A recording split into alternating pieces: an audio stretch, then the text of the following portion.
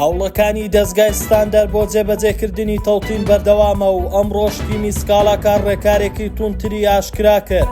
دوای شکستی گفتوگۆکان ئەمریکا هەنگاوێکی گرنگ بۆ پاراستنی کۆبانێ لە هێرشی تورکیا دەنێت. وعدەی دابەشکردنی موچەی مانگی دە و زانیاری لەبارەی موچەی مانگی 11 ئاشکرا دەکرێت. بەهۆی جێبەجێنەکردنی بڕیاری دادگای فیدراڵی بۆ تەوتینکردنی موچەی موچەخۆرانی هەرێم لە کۆتایی مانگی 12 نزیک دەبینەوە هێشتا موچەی مانگیدا لە هەرێم دابەش نەکراوە. لەو چوارچێوەیە ئەمڕۆ لە هەولێر ڕەعد ڕەفعەت سەرۆکی تیمی سکاڵاکاری دەستگای ستاندەر لە دادگای فیدراڵی لە هەولێر لە کۆنگرەیەکی ڕۆژنامەوانی ئەنجامدا و ڕایگەیاند نووسراوی هۆشداریمان لە ڕێی دادنووسەوە بۆ هەریەک لە سەرۆکی حکوومەتی هەرێم و سەرۆکی حکوومەتی عێراق و هەردوو وەزیری دارایی نار بۆ ئەوەی دواتر بتوانین بە شێوەی شەخسی سکاڵایان لەسەر تۆمار بکەین و بیانهێنینە بەردەم دادگا ئەگەر پابەند نەبن. وتیشی بەپێی ئەو نووسراوە ئەم چوار بەرپرسە 8 ڕۆژیان لە بەردەمە بۆ جێبەجێکردنی بڕیاری دادگای فیدراڵی بۆ جێگیرکردنی تەوتین ئەگەر نەیکەن بەرامبەر دادگا بەرپرسیار دەبن.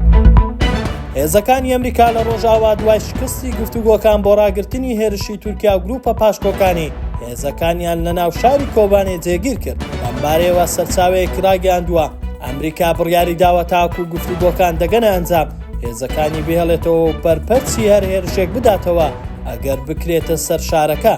هەنگاوەکە دوای ئەوە دێت ڕۆژی هەینی ڕابردوو گفتوگۆی تورکیا و هەسەدا بە نێوەندگیری ئەمریکا شکستی هێنا سەبارەت بە جێگیربوونی ئەو هێز و نەمانی مەترسیەکانی تورکیا بۆ سەر هێرشکردنی سەر شارەکە سەرچاوەکە وتویەتی دەتوانین بڵین بوونی هێزەکانی ئەمریکا لە کۆبانێ تا ڕادەیەک ڕێگری دەکات لە ئەگەری هەر هێرشی تورکیا بۆ سەر شارەکە.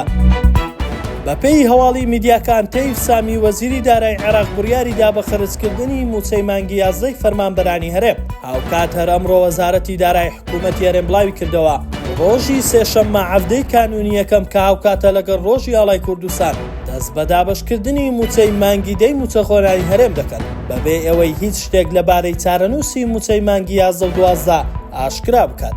بڕیارە عێراق پارەی موچەی مانگی 11 موچەخۆرانی هەرێم بنێرن. ئەمە لە کۆبوونەوەی ئەمڕۆی وەزیری دارایی عێراق و شاندی هەرێم لە بەغدا ڕاگەیەندراوە.